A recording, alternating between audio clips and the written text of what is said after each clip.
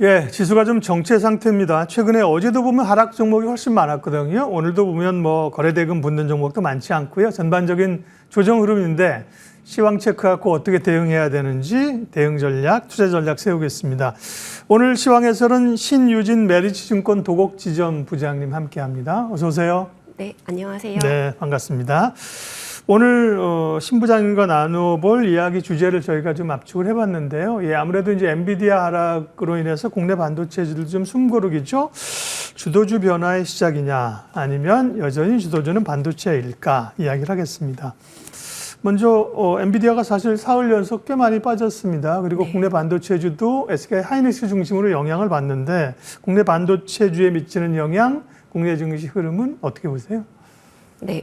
국내 시가총액의 30% 이상 상당 부분을 차지하는 반도체 섹터가 얼마나 더 갈 것이냐의 문제로 보이는데요. 네. 우리나라 업체는 어쨌건 메모리가 대부분이기 때문에 이쪽을 본다면 HBM에 대한 수혜는 이미 상당 부분 많이 반영돼 있다고 생각합니다. 하이닉스가 이미 가장 큰 수혜를 입었고 네. 마이크론 또한 신고가 랠리로 대변해주고 있는데요. 원래 거대 산업 변화의 초창기 때가 가장 큰 수급 불균형으로 인한 가장 막강한 고만치는 누릴 수 있는 때인데 네. 그 하이닉스가 실적으로 보여줬고 마이크론도 그런 기대감에 신고가 랠리를 보였고요. HBM 컬 통과가 지연된 삼성전자만 아직 제자리 수준에 머물고 있습니다. 삼성전자 또한 곧 컬 통과가 예상되긴 하지만 수급이 진정됐을 때 진입이기 때문에 그 고마진 수혜를 누리기는 좀 어려워 보인다고 생각합니다. 최근 하두는 네. HBM에 대한 대규모 집중 투자로 그런 기존 레거시 영역의 쇼티지, 예. 그에 따른 가격 급등, 밸류에이션 갭 축소를 바라보고 있는데요. 근데 한 가지 염두에 둬야 될 게 원래 시장은 예측의 영역에 있을 때보다 그런 영역을 벗어났을 때나 혹은 예상보다 더 큰 상황, 그런 어떤 것들이 연출됐을 때만 그때만 가격 급등과 주가 급등의 모습이 보여지곤 하는데 네. 이미 다 예측의 영역에 있다는 네. 거죠. 지금 대부분이 레거시 메모리 가격 상승을 예상하고 있고 거대 고객인 빅테크 업체들 또한 그런 급한 모습이 아직 보이지 않고 있거든요. 가격이 급등하면 빨리 사려고 기를 쓸 텐데 아직 그런 모습은 보이지 않는 것 같습니다. 그래서 결론은 국내 반도체 섹터는 하이닉스를 필두로 HBM에 대한 수혜는 이미 충분히 입었다고 생각하고 네. 그리고 밸류에이션에 대한 리레이팅 모습도 이미 보여줬고 남은 건 이제 삼성전자의 HBM 진입 그리고 레거시 쪽에서의 그런 쇼티지가 남은 상황인데 말씀드린 대로 이런 것들이 상당 부분 반영돼 있다고 생각하고 그 대응의 영역에 있는 거기 때문에 주가 퍼포먼스는 그리 높다고 생각되지 않습니다. 반도체가 국내 주식에서 차지하는 비중이 절대적이기 때문에 그 돈이 다른 데로 조금만 흘러가면 타 섹터에서의 순환매 장세, 네. 개별 종목 장세가 펼쳐질 것으로 예상합니다. 아, 그렇군요. 네. 제가 좀 정리를 해볼게요. 네. 어쨌든 HBM 사실 많이 올랐죠, 그죠? 네. 그거는 주가에 상당 부분 반영됐고 그러면 삼성전자냐 이제는 그렇게 생각했는데 삼성전자도 그렇다고 뭐 그동안에 처진 거를 확 따라다니면서 갈 수 있는 환경은 아니다. 네. 네. 그러니까 결국은 그 에너지가 반도체가 아닌 다른 섹터로 가면서 순환 내지는 다른 쪽으로 갈 가능성이 높은 장세다. 네. 그렇게 정리하면 됩니까? 네. 네, 좋습니다. 틀린 거 있으면 얘기해 주세요. 예. 네. 자, 그러면 말씀하신 것처럼 뭐 반도체가 이제 나쁘다 꺾였다기보다도 그 에너지 흐름들이 뭔가 다른 걸 찾으려고 하는 그런 흐름이라고 하면 그런 섹터, 네. 또 관심 있게 보시는 섹터, 유망 섹터 업종은 어떤 거예요? 예.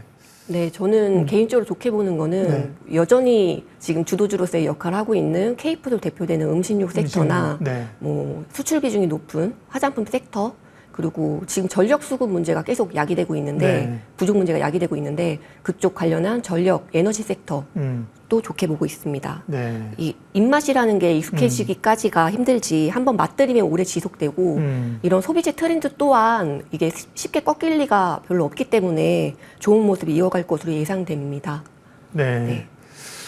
음식료, 화장품, 네, 전력기기를 일단 자율주행도 아마 좀 포함이 되어 있는 네. 것 같습니다. 자율주행도 자막에 넣었는데요. 음식료, 네. 화장품, 전력기기, 자율주행 네. 이런 쪽인데 뭐 석태기 조금만 더 궁금한 거 여쭤보고 종목으로 가게 되면 음식료나 화장품 이쪽은 어쨌든 수출이라는 게 가장 키워드죠. 그렇죠. 네, 계속 네. 수출이 좋아진다고 봐야 되나요? 네. 네, ASP랑 수익성이 높은 그런 수출 비중이 70% 이상 되는 삼양식품이 먼저 되게 높은 모습, 주가 퍼포먼스를 보여줬고 예. 이제 그 뒤를 이어서 농심이 빠르게 따라가고 있고요. CJ 제일제당, 빙그레 등 미국 비중이 높고 여전히 미국에서 인기가 높은 친구들이 잘 될 것 네. 같고요. 이렇게 최근 트렌드가 업종별로 다 같이 움직이는 모습도 보이긴 했는데 선별적인 접근이 필요하다고 보이고요. 실적이 뒷받치는 업종 위주로 가는 게 편해 보인다고 생각합니다. 네. 그 외에 이제 화장품 섹터도 좋게 보이는데 인디 브랜드의 강력한 유통망과 마케팅 능력을 보유한 실리콘2 그리고 미국에서 인증된 시설을 보유한 코스메카 코리아나 CNC 인터내셔널, CDK 등 이런 종목도 좋아 보이고요. 그 말씀하신 대로 제가 자율주행 테마 쪽도 좋게 예. 보고 있는데 이게 새로운 테마, 주도 테마를 찾으려는 모습 또한 보일 거로 예상되거든요.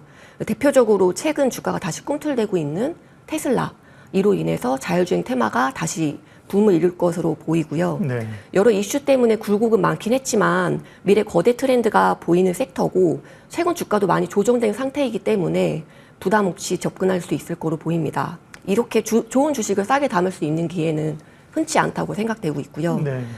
관련해서 HL 만도, 현대 오토에버, 현대 모비스 이런 같은 이런 큰 업종 이걸 필두로 중소형주로 이제 군집 형성이 될 수 있는 예. 넥스트칩, 모트렉스, 텔레칩스, 스마트 레이더 시스템 이런 종목들도 좋아 보입니다.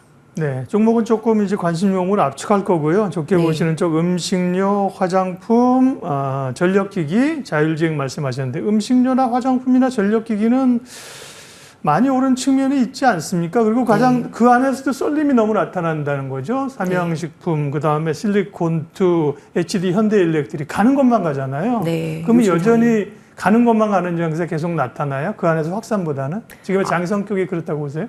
네, 아무래도 반도체가 실동안에는 좀 그런 모습이 이어질 거로 개인적으로 생각합니다. 네. 결국은 그러면 이제 높아진 밸류를 땡겨 쓴 밸류를 실적이 얼마나 이제 메워줄 것이냐가 관건이고요. 지금 말씀하신 그런 섹터 가운데서 신유진 부장님의 관심주 탑픽을 좀 압축해 볼까요? 예, 첫 네. 번째는요. 네. 저는 첫 번째로는 CJ 제일제당을 꼽고 있고요. 예. 제일제당은 상대적으로 많이 오르진 않았어요. 네, 최근 10년 데이터를 봤을 때 2014년 6천억도 안 되는 영업이익이 작년에 1.3조, 올해 1.6조 이런 예상치를 보이고 있는데 이익은 두세 배가 증가했지만 네. 10년 동안 30만 원대 박스권에서 머물고 있습니다. 참고로 불닭볶음면으로 그 삼양식품이 그 대세 상승을 보이고 있는데 비즈니스가 심플하고 수출 비중이 높아서 실적 가시성이 높기 때문인데요. 네. CJ 제일제당 또한 이런 비즈니스가 지금 좀 복잡하긴 하지만 그러니까 여러 항목이 있죠. 네, 비주력 사업 부분을 축소하고 있고 그 미국 시안스를 인수하면서 강력한 유통망을 가지고 있기 때문에 그 비빅으로 대표되는 제품들을 빠르게 깔 수 있을 거로 예상됩니다. 네. 그래서 실적으로 빠르게 이어질 거로 예상되고요. PBR도 1이 안 되고 퍼로도 10배도 안 되는 밸류 부담도 없기 때문에 편안한 종목이 될 것으로 예상합니다. 네. 네. 진입가는 언제든 그러게요. 상관없다 보고 있고요. 지금 밑에서 꽤 올라왔네요. 그죠? 네, 조금 네. 올라왔죠. 음식료 올라오면서 39만 7천 원인데. 네. 네. 그러면 목표 가격은 TP는 어느 정도 잡으세요? 기존의 신고가인 50만 원을 보고 있고요. 네. 진입가는 언제든 진입해도 상관없다고 보고 있고 손절가는 네. 없습니다. 예, 너무 공격적으로 얘기하시는데 아무쪼나 진입해도 상관없다. 네. 그래서 좀 나눠 사는 게 좋지 않습니까? 나눠 사긴 뭘 사요? 한꺼번에 사세요? 어떤 측면이세요? 저는 개인적으로는 그냥 사면 한 번에 사는 스타일이어서. 스타일. 네. 그러시군요. 네, 스타일의 문제입니다. 사실은 CJ 제일제당은 작년 3월쯤에 주가 조작 이런 것 때문에 어수선하면서 사실 급락했어요. 네. 기억하시죠? 그때 30만 원대에서 26만 원까지 빠졌거든요. 네. 결국 근데 좋은 주식이 결국은 제자리를 찾으면서 이런 이유가 되면 올라옵니다. 음식료 가운데서는 CJ 제일제당, 삼양식품이 아니라 CJ 제일제당, CJ 제일제당을 말씀하셨고요. 다음에 또 한 종목 준비하신 쪽은요. 네. 또 다음 자율주행 테마 쪽에서 꼽고 있는 거는 주도주로서 자리 잡을 거로 예상되는 넥스트칩입니다. 넥스트칩. 예. 네. 이 회사는 카메라에 들어가는 그 필수적으로 들어가는 ISP라는 센서 그쪽의 경쟁력을 가진 회사인데요. 네. 그 반도체 팹리스 회사입니다.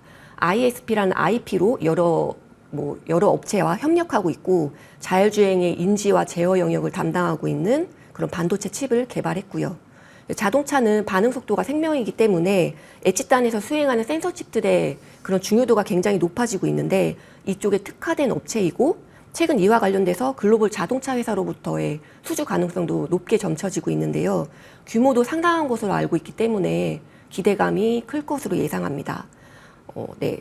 이 종목 또한 1차 목표가는 기존 신고가인 2만 원 먼저 터치하고 갈 것으로 예상되고요. 네.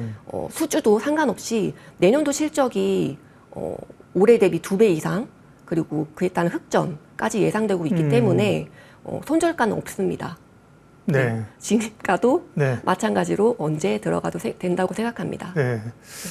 신 부장님은 아주 네. 세신데요. 네. 주식을 바라보는 트레이딩의 내 말씀이어서 하세요. 네. 네, 이런 글로벌 수주권이 이제 좀 임박해 있다라는 얘기도 있는데 이게 만약에 나온다면은 밸류에이션 리레이팅이 크게 나올 거로 예상합니다. 네. 뭐 관심 섹터 가운데 음식료에서 CJ 제일제당 그리고 넥스트칩을 자율주행으로 말씀하셨는데 다만 하나만 질문하고 마칠게요. 자율주행 섹터에 들어있는 종목들이 주로 이제 칩자 붙은 주식들이잖아요. 네. 그런데 넥스트칩도 있고 이런 것들이 조금 글로벌 스탠다드에 맞는가 기술력이나 혹은 뭐 캐파나 이런 데 궁금증이 있고요. 왜냐하면 넥스트칩도 매출이 한 150억 뭐 이 정도인데 사실은 영업이익이 200억씩 적자가 나고 있단 말이에요. 적자가 나는 기업인데 그런 재무적인 상황은 그 문제가 없습니까? 넥스트칩은? 당연히 재무적인 걸 당연히 보긴 하는데요.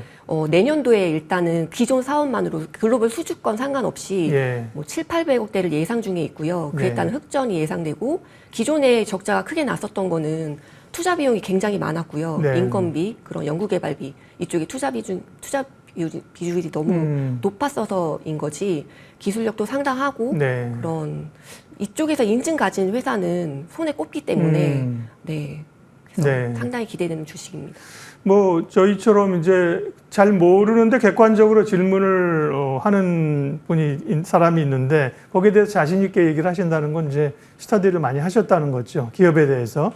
예, 오늘 시장 흐름 체크했고요. 또 관심 가질 섹터 기업까지 신유진 메리츠증권 도곡지점 부장님 함께했습니다. 말씀 고맙습니다. 네, 감사합니다.